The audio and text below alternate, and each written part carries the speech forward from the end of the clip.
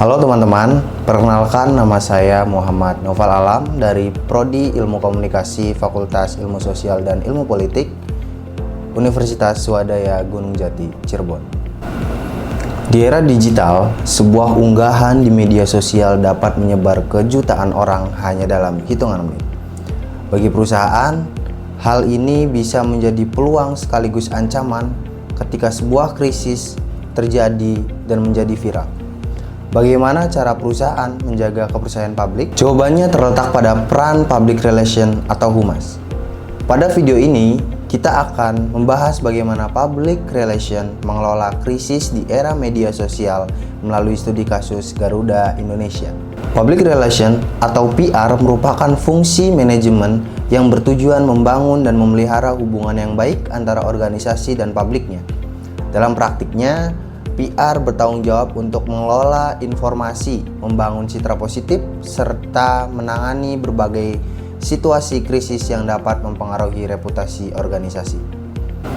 Di era media sosial, peran PR menjadi semakin penting karena informasi dapat menyebar dengan cepat dan mempengaruhi opini publik secara luas. Teori yang digunakan adalah two-way symmetric model yang dikembangkan oleh James A. Groening. Teori ini menjelaskan bahwa komunikasi yang efektif harus dilakukan secara dua arah, di mana organisasi tidak hanya menyampaikan informasi kepada publik, tetapi juga mendengarkan tanggapan, kritik, dan aspirasi masyarakat. Prinsip utama teori ini meliputi ada 4 poin, teman-teman.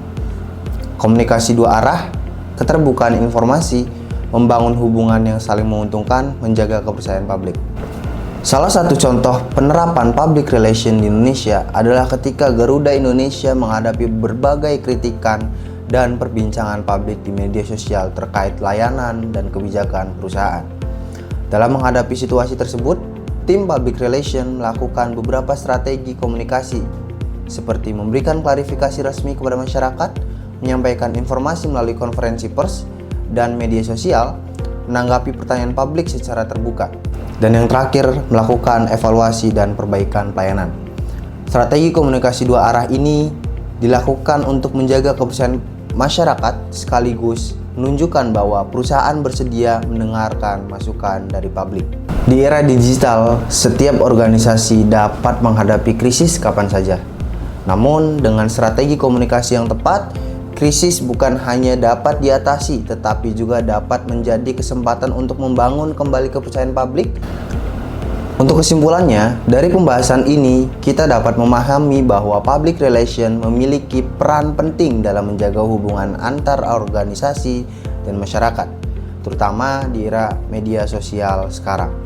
Melalui komunikasi yang terbuka, transparan, dan dua arah, sebuah organisasi dapat mengelola krisis, mempertahankan reputasi, serta membangun kepercayaan publik dalam jangka panjang. Keberhasilan public relation tidak hanya diukur dalam segi kemampuan menyampaikan informasi, tetapi juga dari kemampuan mendengarkan dan memahami kebutuhan publik. Sebagai penutup, di era digital, setiap organisasi dapat menghadapi krisis kapan saja.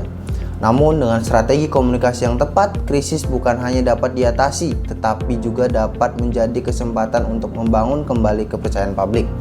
Karena pada akhirnya public relation bukan hanya tentang berbicara, tetapi juga tentang mendengarkan dan membangun hubungan. Terima kasih buat teman-teman yang sudah menonton dari awal sampai akhir. Saya Muhammad Noval Alam, pamit undur diri. Wassalamualaikum warahmatullahi wabarakatuh.